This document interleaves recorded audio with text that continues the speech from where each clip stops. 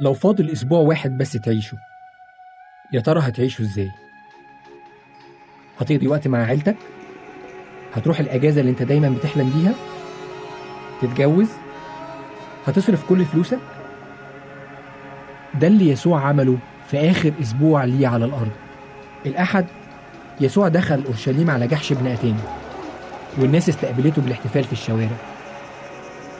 الاثنين يسوع راح الهيكل وقلب موائد الصيارفة اللي استغلوا العبادة وبقت تجارة.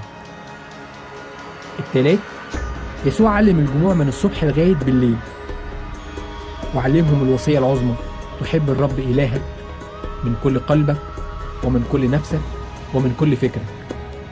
الأربع يسوع راح لوحده يصلي وياخد قوة من الآب.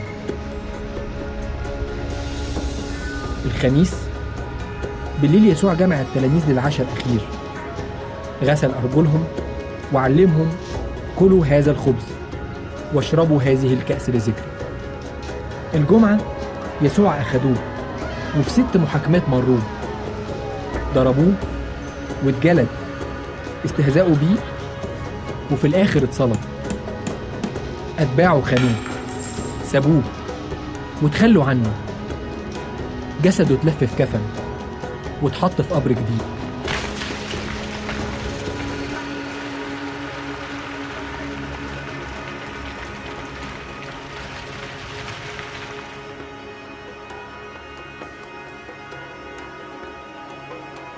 السبت رؤساء الكهنة احتفلوا بانتصارهم وإنهم صلبوه.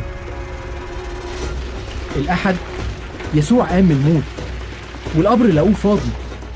بعدها يسوع ظهر لتلاميذه وقال لهم: دفع إلي كل سلطان في السماء وعلى الأرض، فاذهبوا وتلمذوا جميع الأمم وعمدوهم باسم الآب والابن والروح القدس، وعلموهم أن يحفظوا جميع ما أوصيتكم به، وها أنا معكم كل الأيام إلى انقضاء الدهر.